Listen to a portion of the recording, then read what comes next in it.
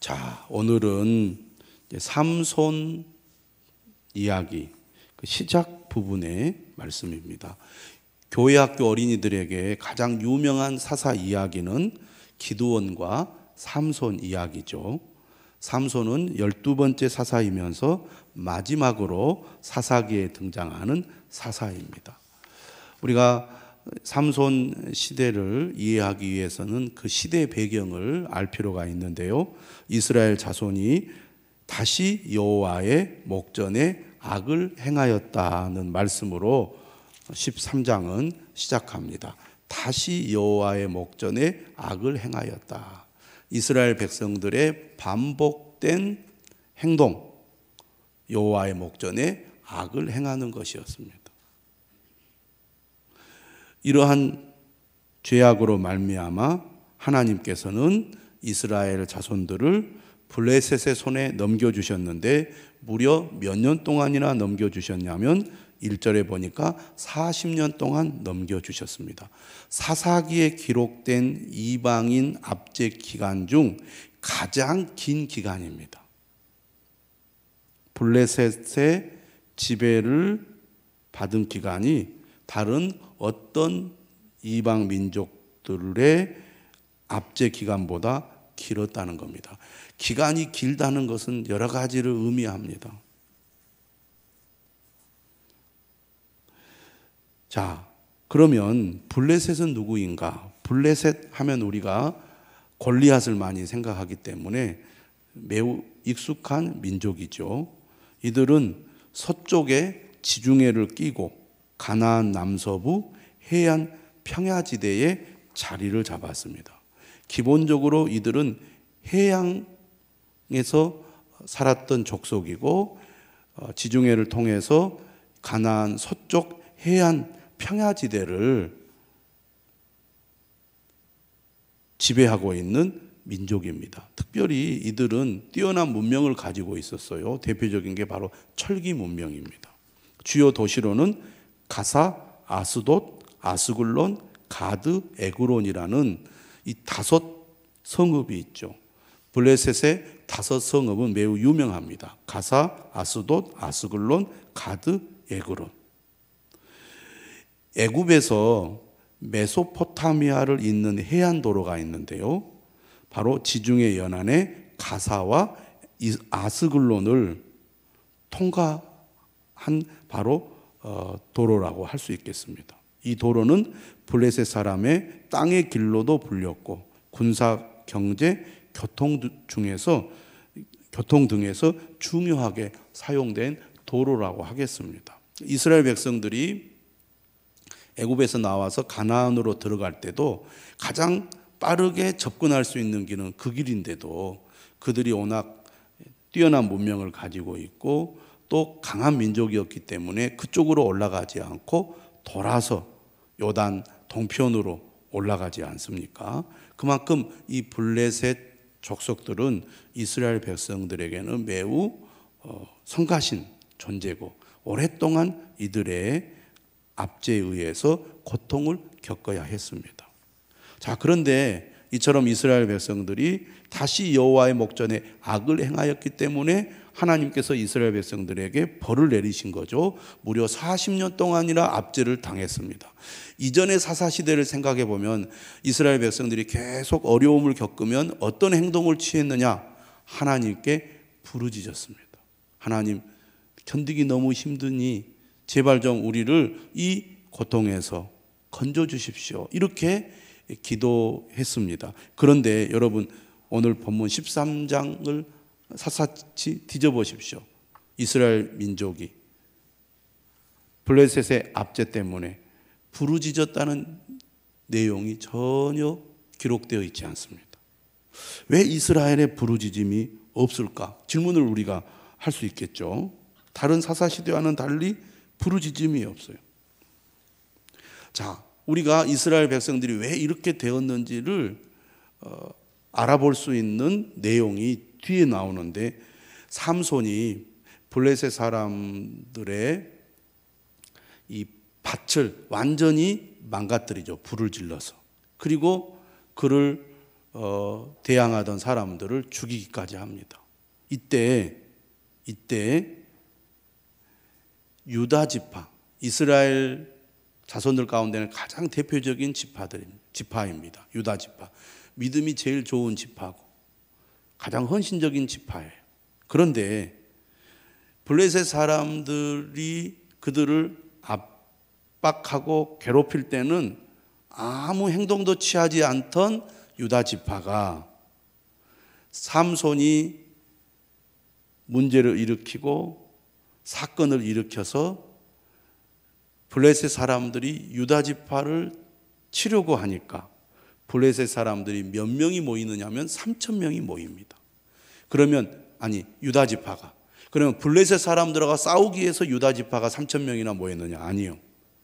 숨어있는 삼손을 찾아내서 그들을 블레셋에게 넘기기 위해서 3,000명이 모인 거예요. 우리가 지금 블레셋의 지배를 받고 있는 것을 삼손 너는 모르느냐? 왜? 그런데 너는 지금 블레셋 사람들을 불편하게 해서 우리가 이렇게 피해를 입게 하느냐고 오히려 삼손을 향하여 강한 문제 제기를 했던 지파가 유다 지파입니다. 그러니까 블레셋 사람들을 죽인 삼손을 탓하고 있는 지파가 유다 지파인데 이것은 무엇을 말하느냐? 이스라엘이 이방의 압제에 익숙해졌다는 것입니다. 오랫동안 압제를 받다 보니까 블레셋의 지배를 너무나 당연하게 여긴 거예요. 그리고 그것이 익숙해. 그들의 눈밖에 나서 오히려 더 힘든 어려움을 겪기보다는 그들과 잘 지내서 그들의 지배를 받으면서도 마음 편하게 살기를 원하는 것이 이스라엘 당시 사람들의 모습이었다는 겁니다. 그 압제를 너무나 당연하게 여긴 거예요. 그러니까 삼손을 보면 힘이 보통 센 사람이 아닙니다. 새 나귀 턱뼈로 1,000명을 죽이고 맨손으로 사자의 입을 찢어서 사자를 죽일 정도로 초인적인 힘을 발휘했던 삼손이지만 삼손이 20년 동안 이스라엘의 사사로 있으면서도 블레셋의 압제로부터 벗어나지 못하는 거예요. 여기에는 삼손의 지도력의 문제도 있었지만 이스라엘 사람들이 블레셋의 침략과 지배를 너무 당연하게 여겼고 그것을 익숙하게 여겨서 블레셋의 심기를 건드리려고 하지 않았다는 겁니다. 오히려 그들과 동화되어서 그들의 지배를 받는 것을 너무나 당연하게 생각했다는 거죠. 그러니까 하나님께서는 어떻게 하느냐? 삼손을 이렇게 사용하시는 거예요. 삼손이 의로운 뜻을 가지고 블레셋을 우리가 물리쳐 독립을 얻어야 되겠다. 자유를 얻어야 되겠다. 저들의 압제와 지배로부터 우리가 벗어나야 되겠다. 그런 생각을 전혀 하지 못하고 그저 개인적인 원한과 그리고 그 충동적인 행동으로 블레셋 사람들에게 피해를 입히는 그런 행동을 삼손은 하게 됩니다. 그런데 하나님은 이런 돌출적인 행동을 하는 삼손을 사용하여 블레셋에게 타격을 주는 겁니다. 왜 그렇게 했을까? 삼손 자체도 문제가 있지만 이스라엘 사람들 자체가 우리가 저들로부터 벗어나야 되겠다는 생각 자체를 안 했고 삼손을 중심으로 우리가 하나 되어서 저들과 싸워야 되겠다는 생각을 아예 하지를 않았다는 겁니다. 오히려 삼손이 블레셋에게 피해를 주는 것을 못하게 막는 일을 했다는 얘기죠. 그러니까 삼손의 충동적이고 돌발적인 행동을 통해서 하나님은 블레셋에 어려움을 끼치고 그들이 균열이 되도록 그리고 그들이 무너지도록 하나님께서 삼손을 사용했다는 겁니다.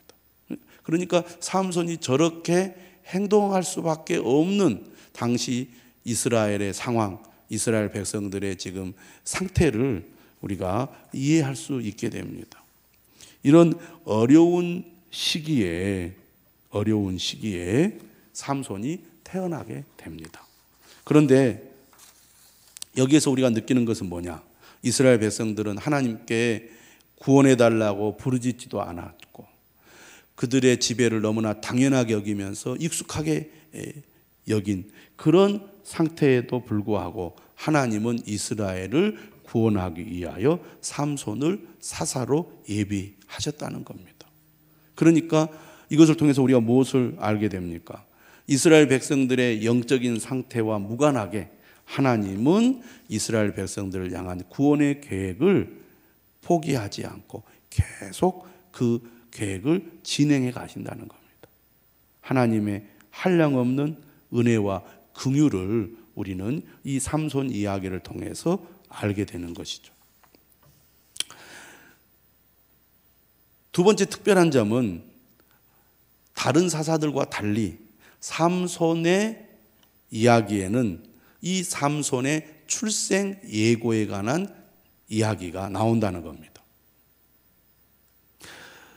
대사사 중에 6번째인 삼손 이야기는 다른 사사들의 이야기에 비해서 가장 길고 특별히 기적적인 출생 소식으로 시작한다는 특이점이 있습니다. 소라 출신으로 마노아라는 단지파 사람이 등장을 하죠. 소라는 예루살렘 서쪽 약 20km 지역에 위치하고 있고 유다 지파와 단 지파의 경계에 있었습니다.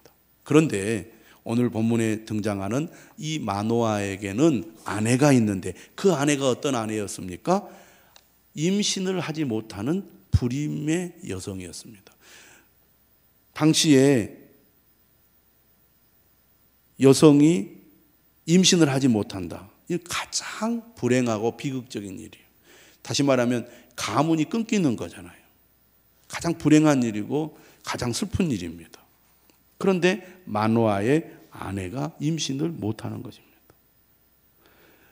그런데 성경에서 불임 때문에 고통을 겪던 여인들이 많이 나오죠. 우리가 잘 아는 아브라함의 아내 사라, 이삭의 아내 리브가, 엘가나의 아내 한나, 그리고 신약 시대 보면 제사장 사가랴의 아내인 엘리사벳, 이런 사람들이 임신을 못하는 불임의 여성이었습니다. 그런데 성경에서 불임 이야기가 나온다는 것은 하나님께서 기적적으로 그 가정에 그 여성에게 아이를 잉태하게 한다는 것을 우리는 잘 알잖아요.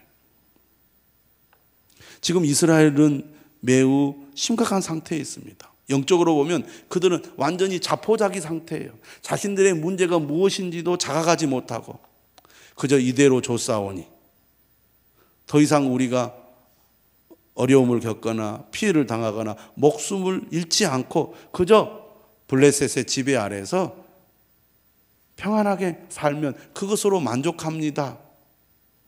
그들이 믿는 신을 섬기면서 그들을 따르는 삶을 아무렇지 않게 생각하는 매우 영적으로 어두운 시기에 누가 지금 적극적으로 나서서 이스라엘을 구원하려고 하십니까? 하나님이십니다. 그런데 하나님은 어떤 사람을 통해서 이 구원의 일을 하려고 하시느냐? 가정에 문제와 결핍이 있는 그런 사람에게 하나님께서 나타나셔서 그를 통하여 이스라엘을 구원하는 일을 하려고 하신다는 겁니다. 하나님의 은혜는 주로 어떤 사람들을 통해서 나타나느냐? 결핍이 있는 사람들을 통해서 나타나요. 여러분, 언제가 위기냐면요, 평안할 때가 위기예요. 이스라엘 사사시대의 특징이 뭡니까? 평안할 때가 위기였습니다.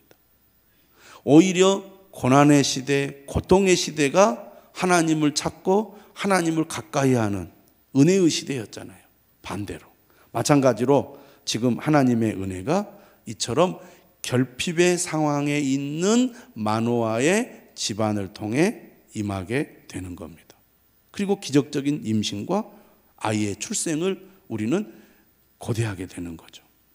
하나님은 마노아의 아내에게 사자를 보내 그녀가 이스라엘의 사사가 될 아들을 낳을 것을 예고하고 있습니다. 그러면서 이 여인에게 삼가해야 할 일을 알려줘요. 자, 이름은 남편의 이름만 소개가 됩니다. 마노아라는 이름은 안식, 또는 안식처라는 뜻을 가지고 있어요. 하지만 실제로는 그렇게 평안하지 않죠. 아내가 임신을 못함으로 가정은 늘 어두울 수밖에 없습니다. 미래가 불투명한 거죠. 그런데 하나님께서 누구에게 나타나시느냐? 마노아에게 나타나신 게 아니라 이름이 소개가 되고 있지 않는 마노아의 아내에게 하나님이 그의 사자를 보내시죠. 그러면서 이 여인에게 삼가해야 될 것을 알려주는데 포도주와 독주, 부정한 것을 금해야 된다고 말합니다. 그러면 이 여인이 나실인으로 소원한 것이냐? 그것도 아니죠. 여인이 잉태할 아이가 하나님께 특별히 구별된 자, 다시 말하면 나실인이 되어야 하기 때문에 그 아이를 잉태하고 낳는 어머니도 성결해야 된다고 말합니다. 그러니까 결핍의 시대, 영적으로 매우 암울하고 비극적인 시대에 하나님께서는 어떤 사람을 사용하시느냐? 그럴수록 더욱 성결한 사람을 세우셔서 그를 통해서 하나님의 구원을 예비하신다 그 말입니다.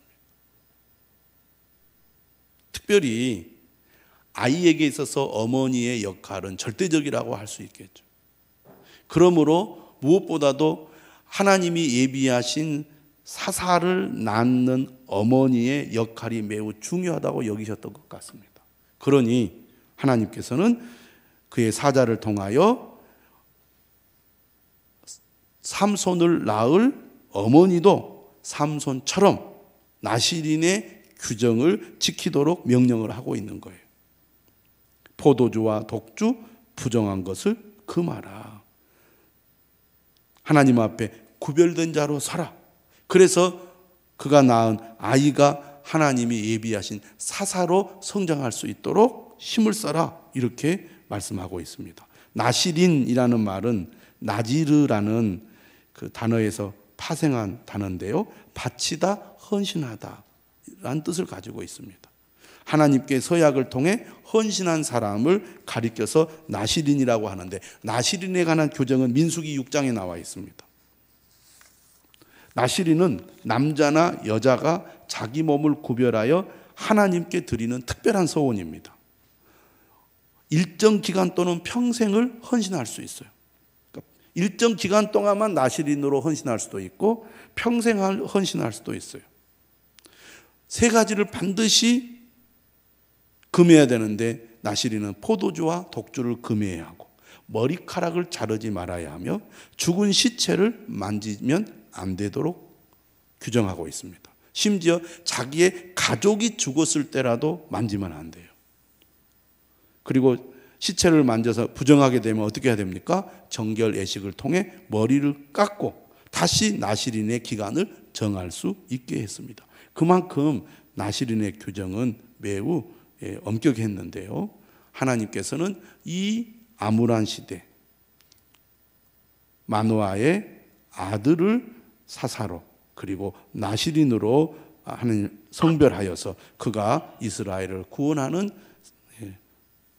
사람이 되도록 하십니다.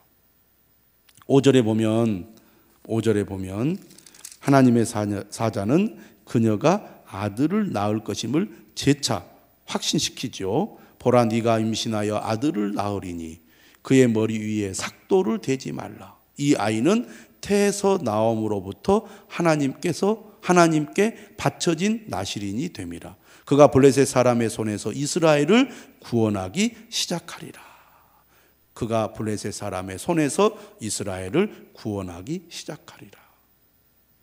영적으로 잠들어 있는 이스라엘, 그리고 그들이 고난 가운데 있음에도 불구하고 부르짖지 않는 그 시대에 하나님은 적극적으로 나서서 한 사람을 예비하시고 그를 통하여 사사를 준비시키고 있습니다. 하나님의 은혜, 하나님의 열심을 우리는 여기에서 보게 됩니다.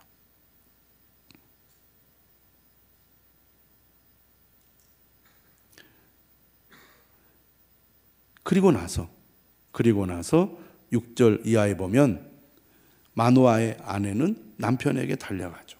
그리고 그에게 일어났던 일을 소상하게 전합니다. 그녀의 보고는 찾아온 사람의 범상함과 그가 전한 놀라운 소식을 중심으로 전개되는데요. 6절 말씀 한번 보시기 바랍니다. 이에 그 여인이 가서 그의 남편에게 말하여 이르되 하나님의 사람이 내게 오셨는데 그의 모습이 하나님의 사자의 용모 같아서 심히 두려움으로 어디서부터 왔는지를 내가 묻지 못하였고 그도 자기 이름을 내게 이르지 아니하였으며 그가 내게 이르기를 보라 네가 임신하여 아들을 낳으리니 이제 포도주와 독주를 마시지 말며 어떤 부정한 것도 먹지 말라. 이 아이는 태에서부터 그가 죽는 날까지 하나님께 바쳐진 나실인이 됨이라 하더이다 하니라 하고 남편에게 그가 하나님의 사자를 만났던 이야기를 전합니다. 물론 7절에 보면 죽는 날까지 하나님의 나실인이 될 것이다 라는 말을 하나님의 사자가 직접 했다는 내용은 없습니다. 어떻게 보면 아내가 덧붙인 말이라고 할 수 있는데 이것은 하나의 복선 역할을 해요. 왜? 실제로 이제 삼손이 일찍 죽게 되잖아요. 그런데 이 아내의 말을 들은 마노아가 어떻게 반응합니까? 8절입니다. 마노아가 여호와께 기도하여 이르되 주여 구하옵나니 주께서 보내셨던 하나님의 사람을 우리에게 다시 오게 하사 우리가 그 낳을 아이에게 어떻게 행할지를 우리에게 가르치게 하소서. 마노아는 아내의 말을 들었지만 자신도 직접 하나님의 사람을 만나서 듣기를 원하고 있습니다. 어떻게 보면 아내를 온전히 믿지 못하고 있는 마음의 상태를 보여준다고 하겠습니다. 아내가 봤다고 하는데 진짜 아내가 본 것이 맞는지 확실한지 본인이 믿지 못하고 있는 거죠. 그래서 다시 내게 보내서 그 낳을 아이에게 어떻게 행할지를 우리에게 가르치게 하소서라고 기도를 하자 9절 하나님이 마노아의 목소리를 들으셨습니다. 그러니까 하나님께서 마노아의 기도를 들으시고 응답하신 거죠.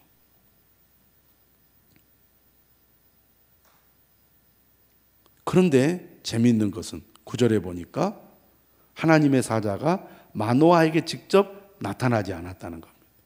누구에게 임하였습니까?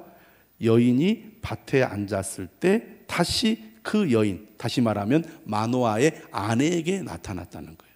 그런데 우리가 이 이야기를 13장 끝까지 보면은 영적으로 깨어있는 사람은 마노아의 아내였습니다.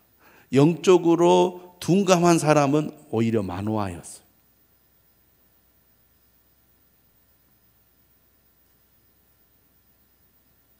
그는 호기심도 있고 욕심도 있고 아내를 신뢰하지 못하는 그런 마음도 드러냈지만 사실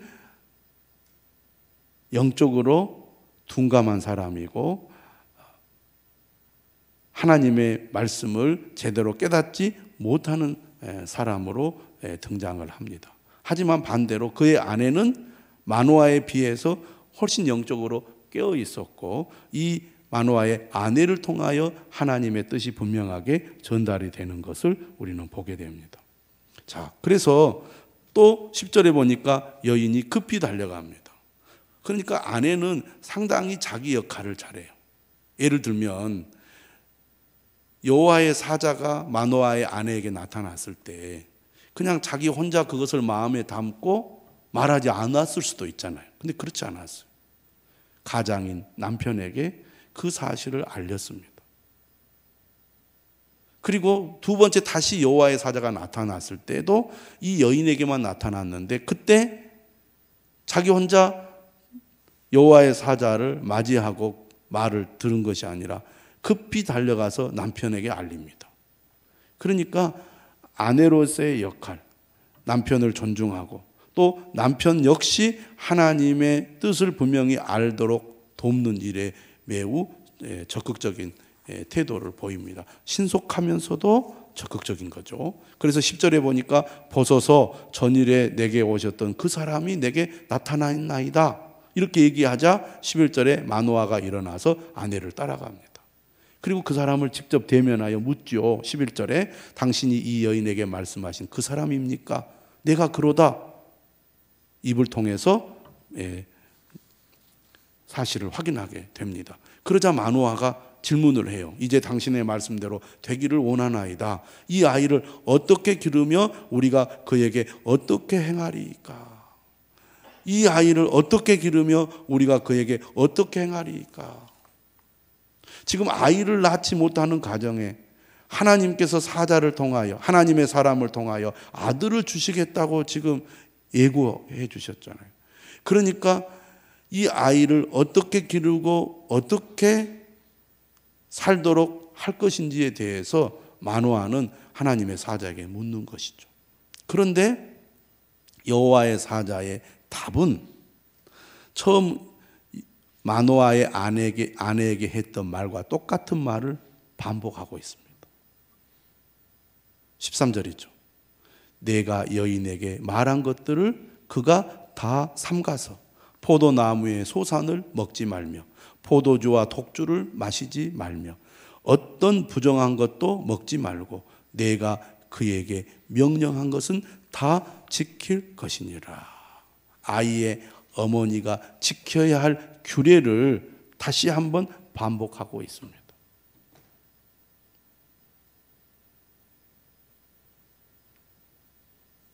이것이 오늘 본문의 끝입니다.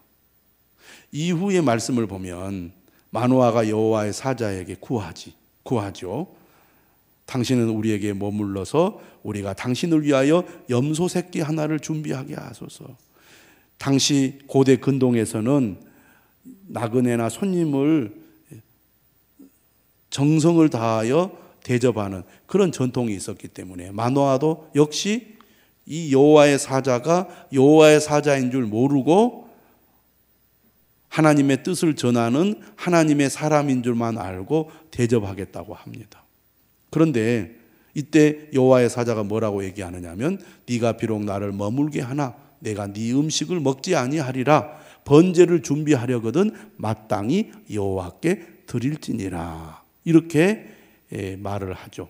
그러면서 어떤 설명이 16절 끝에 붙어 있느냐면 이는 그가 여호와의 사자인 줄을 마노아가 알지 못함이었더라.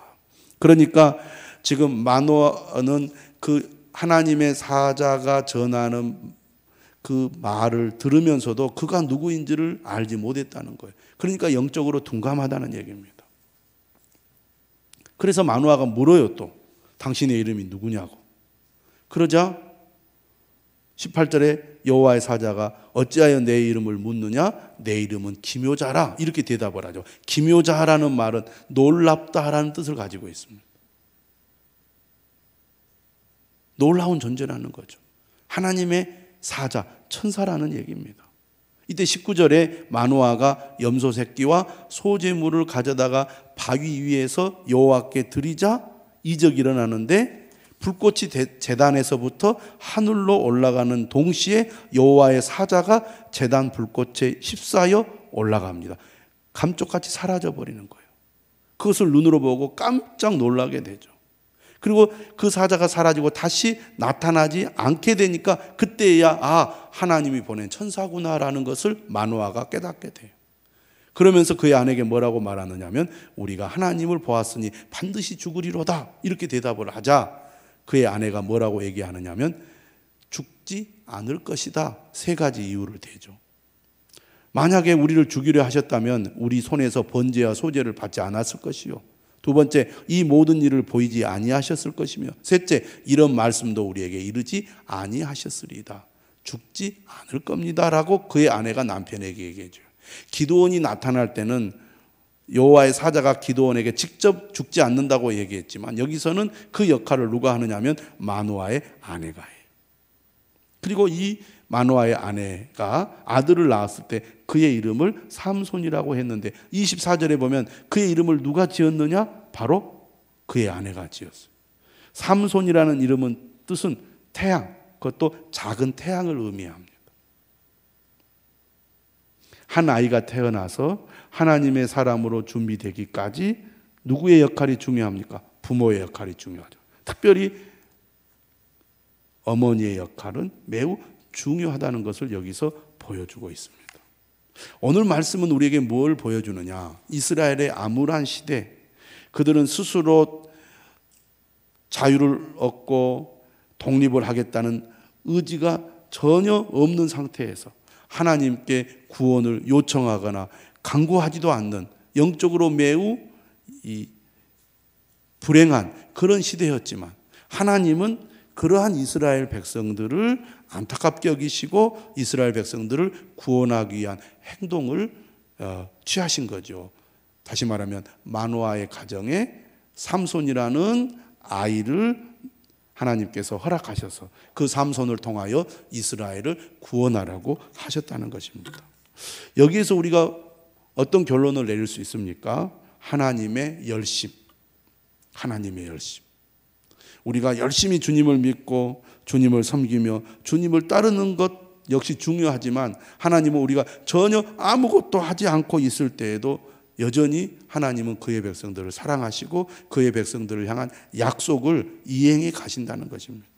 이 하나님의 열심, 이 하나님의 은혜가 있기에 이스라엘 백성들이 결국 구원을 얻게 되고 하나님의 나라로 제사장으로 쓰임받는 민족이 될 수 있었던 것이지, 이스라엘 백성들이 행한 대로 하나님이 그들을 대하셨다면 이스라엘 백성들은 결코 하나님께 쓰임받을 수 없었을 것입니다. 우리도 마찬가지죠.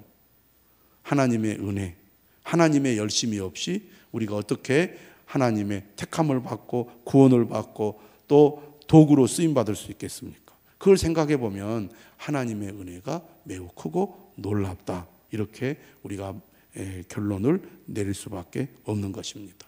하나님의 열심이 결국 일을 이루는 것입니다.